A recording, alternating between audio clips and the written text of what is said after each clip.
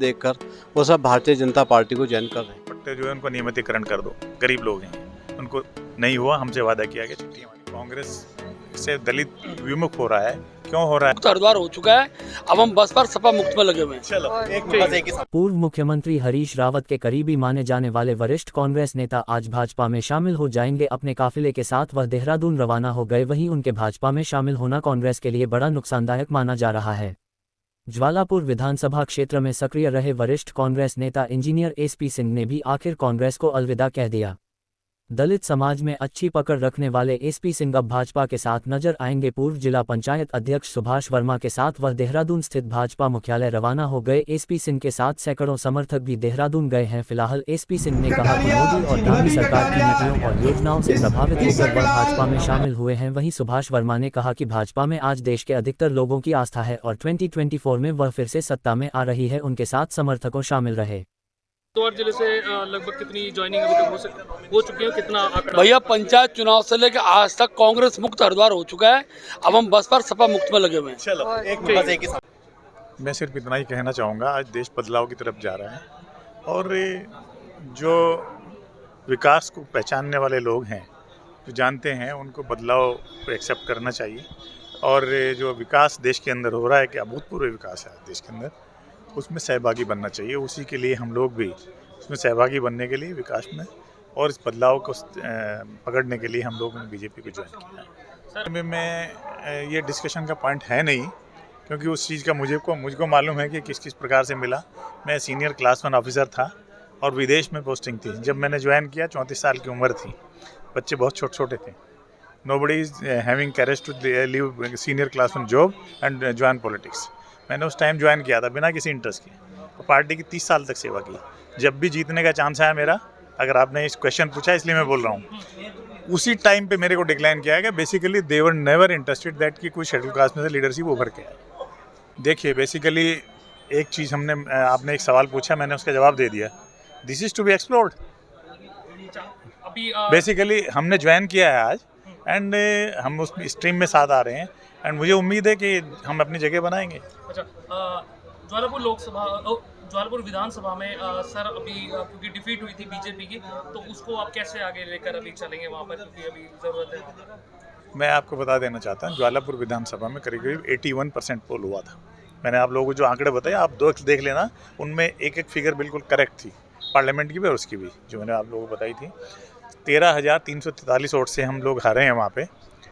और इसमें जो मेन जो पोर्शन रहा है, क्योंकि हमारा जो दलित वर्ग है उसका वोट बढ़ गया काफ़ी हद तक।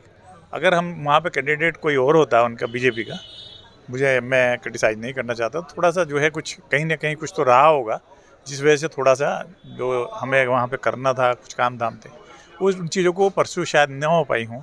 क्योंकि मैं भी उन लोगों में था, मैं उस टाइम पे उन पे अटैक कर रहा था पूरी तरह, and I was trying my level best to expose him कि भाई ये सड़क नहीं बनी है, यहाँ नल नहीं लगा है, यहाँ पानी नहीं आया है, हम रोज़गार क्यों नहीं क्रिएट कर पा रहे हैं। ये सब सवाल हम उठा रहे थे, उनके जवाब ठीक से नहीं आ पा रहे थे जो लोकल लेवल पे। हो सकता है कुछ उसका इम्पैक्ट रहा हो।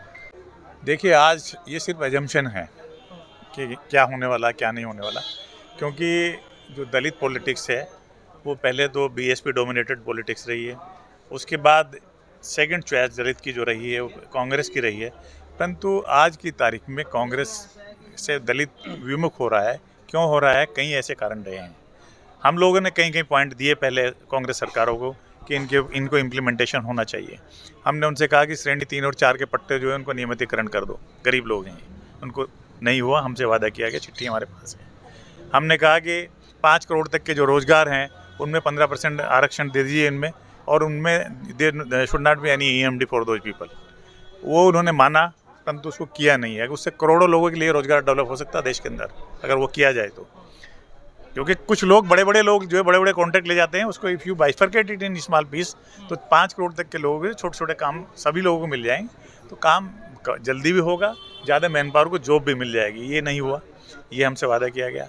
तीसरा, हमने उनसे एक जो बड़ा पॉइंट था, हमने कहा कि भाई यहाँ पे इतनी वैकेंसी भरी पड़ी हैं, इसमें एक स्पेशल ड्राइव चला के आप जो इन वैकेंसी को फिलअप करा दीजिए। ये तो कॉन्स्टिट्यूशनल प्रोविज़न है, वो नहीं हो पाया। बाद में हाँ किया, बट वो नहीं हो पाया। अब आप ये कहते रहे कि हाँ हमने ये कर दिया है, परंतु on paper nothing is there. Impact क्या होगा? अल्टीमेटली पढ़े लिखे लोग हैं, वो समझ जाते हैं बाद में कि क्या हो रहा है क्या नहीं हो रहा। बीएसपी से जो डिफ्लेक्ट हो रहे थे लोग बाग, इसलिए हो रहे थे कि they wanted to see some result. अगर कोई रिजल्ट दिखाएगा, naturally people will go there. आखिरी में सर, लास्ट 2014 से और अभी तक बीजेपी की सरकार है, मतलब कितना आप फर्क अभी देख पाते हैं और कौन सी वो नीतियां हैं जिससे आप प्रभावित हैं? देखिए, मुझे तो लग रहा है कि आज जो सबसे बड़ा जो इम्पैक्ट आया है देश के अंदर, हर घर में शौचालय है आज देश के अंदर। ये सबसे बड़ा इम्पैक्ट है देश के अंदर। Everybody is appreciating this fact कि मेरे घर में मुझे जो है खेत में जाना पड़ता था, हो सकता था मुझे दिक्कत होती थी, आज घर में सबको मिला हुआ शौचालय।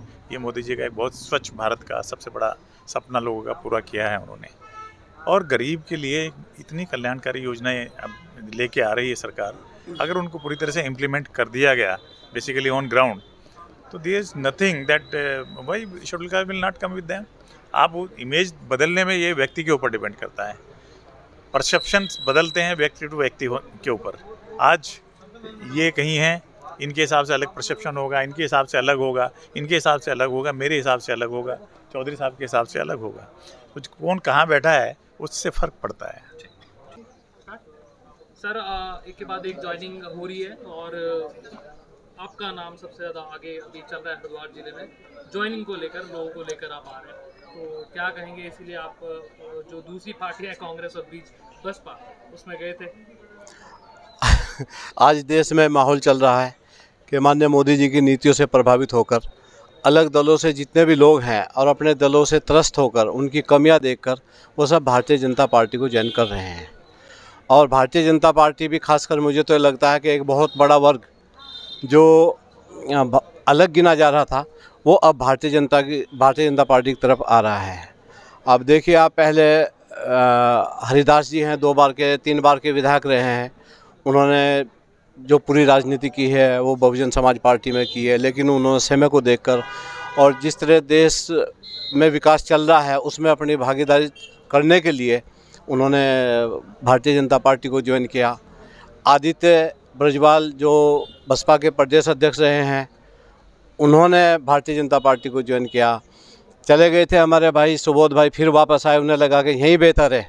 उनका तो देखा हुआ था टेस्ट सब जगह का, अपना बीजेपी का देखा हो सब, वो वापस आए, उन्होंने ज्वाइन किया। और आज अनुसूचित समाज से ही बहुत बड़े नेता और बड़े विद्वान जो मैं कहूँगा कि कांग्रेस के बड़े बड़े पदों पर रहे, जिन्होंने 3 बार चुनाव लड़ा है और लोकसभा चुनाव 1 बार लड़ा है, 3 बार विधायक का लड़ा है, अनेकों पदों पर रहे हैं, महासचिव रहे हैं, उपाध्यक्ष रहे हैं, स्क्रीनिंग कमेटी में रहे हैं, तो काफ़ी पदों पे वहाँ रहे हैं। और मुझे मालूम है कि भाई साहब का सीधा एसपी सिंह जी का पूरा इनकी एंट्री सीधी सोनिया जी के यहाँ थी। आज ऐसे लोगों ने भी मोदी जी के विकास कार्यों से, उनकी नीतियों से प्रभावित होकर भारतीय जनता पार्टी ज्वाइन की है। जब पिछली हम 3 ज्वाइनिंग देखें, इंजीनियर एसपी सिंह जी की देखें, सुबोध राकेश जी की देखें या फिर हरिदास जी की देखें, तो ये तीनों ही दलित समाज के बड़े लीडर हैं।